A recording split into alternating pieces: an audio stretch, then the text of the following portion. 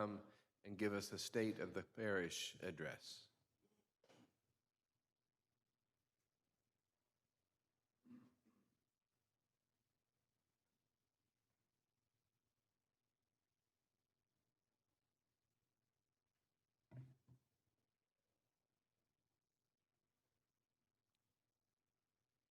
Good evening. I think we can all agree that the last year and a half have presented many challenges, spiritually, emotionally, physically, and financially. Many are still struggling.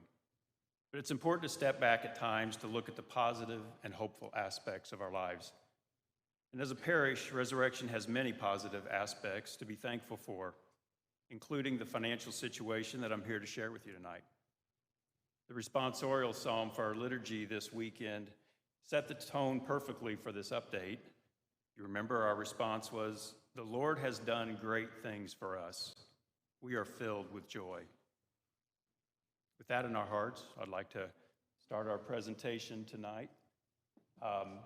First, I want to thank our finance committee, and you can see the names up there. They work hard all year long to make sure that we remain sustainable and good stewards of the money here at Resurrection. A few topics to discuss. First, a reminder that the fiscal year for us starts on July 1st.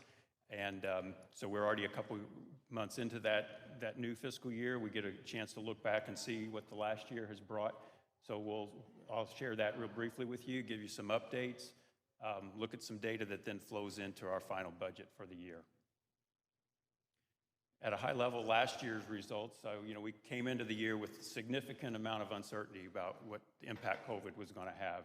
We actually even budgeted to lose money, but driven by the PPP loan and other prudent use of our resources, we actually came out in the positive. So it's a good sign to know that our finances are very sound right now. And if you look at a few things that we've just experienced, we all saw what a huge success the Fall Festival was, near record year in terms of our profit and income. So we want to thank Deb Mitchell and for all her continued leadership of that effort and all of you that worked so hard to make that a huge success. Catholic Parish campaign, you see it every week in the bulletin, so no need to read all this to you, but we're about halfway to our goal. And I want to remind you that if we don't hit the goal, it has to come out of our parish budget because we're still on the hook for that commitment to the diocese. So I would just ask you to continue to look towards turning in your card if you haven't done so already and help us to achieve that goal. From a school perspective, we stand right now at about 323 students, and so that's been a nice increase from last year. And that the tuition that we charge doesn't cover all the costs to educate our kids. It covers about 2/3 of those costs. You, as parishioners, through your support of the parish, help to make up that difference, and we appreciate that. Tuition right now is about $4,400 for a parishioner for just one child, and it goes from there. We have about 39, or maybe it's 40 actually, SGO scholarships that were funded, so many of you also supported that effort and appreciate that because those SGO scholarships are a pathway to vouchers that will reap the benefit of more of those you as families and our parish family will next year in our financials.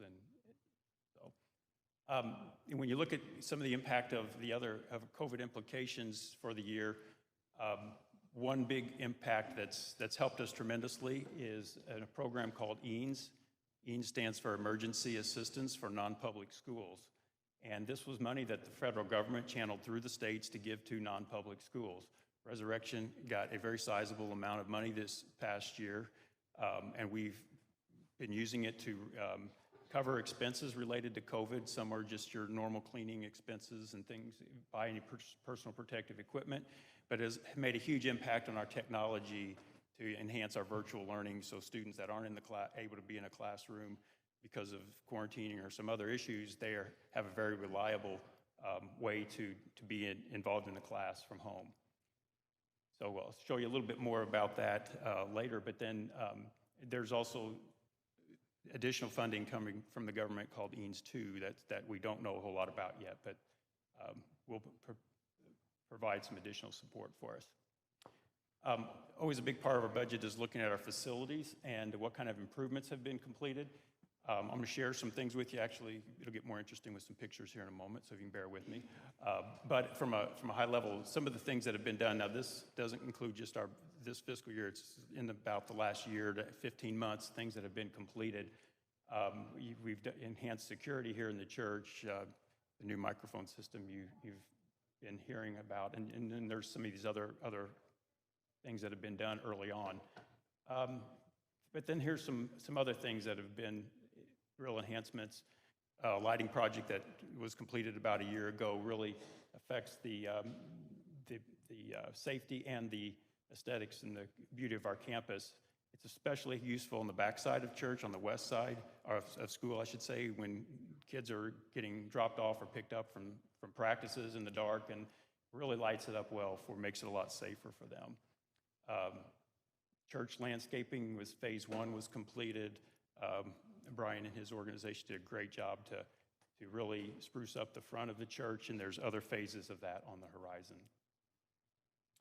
I talked before about this EANS money that provided these technology enhancements. One of the main things we got were what's called Promethean boards. They're interactive board that, again, enables kids to be remote, to dial in and really be engaged in what's going on in the classroom. So they can be engaged in things like how to do their long division, or some of their history lessons they're right in the middle of. These boards can also be used for kids to show off their new sibling, their infant new sister, to their classmates at times. So a lot of good, useful things there. A big enhancement that we made this past year as well, this past summer, was resurfacing the playground to make it a lot safer for our children out there to play.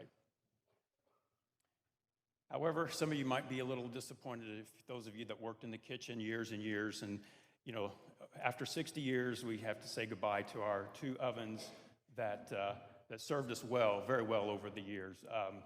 So they got taken for a little ride, and we actually got $200 out of them for scrap. But it did clear the way for a new oven and a gas oven. And then what's sitting there next to the right side of it is what's called a tilt skillet, and it 40 gallons of capacity there that is used to make chicken and dumplings, can do other items that are being made for school lunches or dinners and things like that. So it's a huge efficiency saver for the parish. Came in just in time for the fall festival and really enhanced our ability to execute that well. And a big part of that, too, is that it makes Deb real happy. She sent me a text last week, even. She said in her text, "Nothing like cooking 70 pounds of meat for the Nut Club dinner in my wonderful tilt skillet. I'm in my happy place." And if you're ever around Deb Bunch, you want to make sure she stays in her happy place. So thanks to the RPC for helping us fund that kitchen initiative.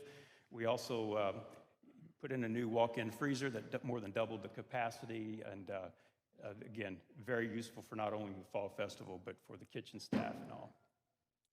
All told, in the last year, both 2 fiscal years a little bit carried over there, but basically we've completed about $400,000 of projects in this last 15 months or so. And this is one of my favorite slides, of course, everybody loves a good pie chart, but this really says, how did we fund all that? And this was a unique year with the grants and things we got from the government, but if you can see that about 36% of our funding that we received was through government grants. A lot of that is through the efforts of Teresa, always looking out for executing those. She has her hands right in the middle of that. The RPC and all of you who've contributed to the fundraisers pay for about 1/3. The cafeteria has a special account that they use to run their operation, and some of those monies are put back in for enhancements. And then many of you made contributions to specific projects or provided in-kind donations. And the key thing here is then, at the end of the day, there's only about 12% that came out of our budget to do all that kind of work that really was paid for necessarily by the weekly donations and things like that. So that's not sustainable to do that every year, but in these unique circumstances, it really helped us to leverage these opportunities and be very effective use of funds. So there's a few other projects that will be coming up that are included in our budget this year. One of the main one is we have 2 air conditioning and heating units that provide heat and air for the church here. One of them was replaced a few years ago. The other one, it's on its last leg. It's 40 years old, so I think it's done its service as well, and that will be replaced before next spring. And then we have things like the steeple that needs a little attention. We bolted it down a little to make it a little more secure than it had been, and needs a little paint and help there. And then continue on with some other projects. About another 100,000 of projects that are in the budget. And then there's always things that we don't put in the budget, but I always like to share just because I can say, hey, I told you that this was a potential risk. And so there are things on a wish list, like we would like to see an elevator to be able to get from the first level of school down to the basement. We're looking in and talked to a few people about that. That's a longer term. We've got to keep an eye on some of our infrastructure, our roofs and septics and things like that. And then Teresa has a project, started to haul away some money to try to replace bleachers in the school. None of those are currently in the budget, but all told, there's another $250,000 that at some point will be incurred, hopefully years down the road. Now, if you look at one of the last components of our budget is our weekly giving. Currently, we're at about $22,000 a week. Our target to really hit the budget numbers needs to be a little bit higher than that. We need to hit. I'm not too concerned because we know that through the year, the actual amount weekly ebbs and flows, and we're coming into the part of the year where we hope that year end, we see as normal, the donations tick up a bit. And so a little help needed along the way there to achieve that.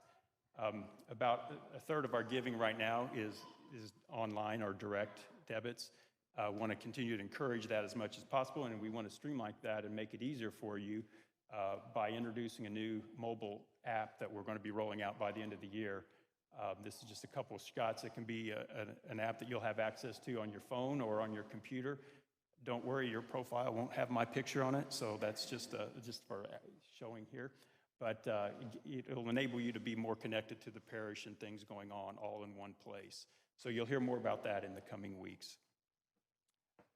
All that rolls up to the numbers that make up our final budget. And the only thing I want to say about this, if you look on the right side, the right-hand column, 2021 budget, and look at the bottom right, and that number 0 means we're a balanced budget as planned, as opposed to last year where we again, had some uncertainty going in. But right now, with expected income of around $3.16 million and expenses to equal that. So that's our targeted spending plans for the coming year.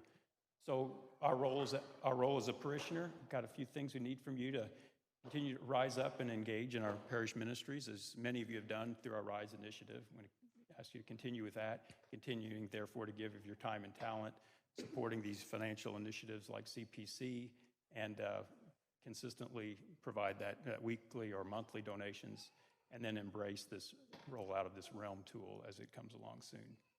And then, of course, to pray for God's continued blessings on us here at Resurrection, because as we heard earlier, the Lord has done great things for our parish. We have much to be joyful and thankful for.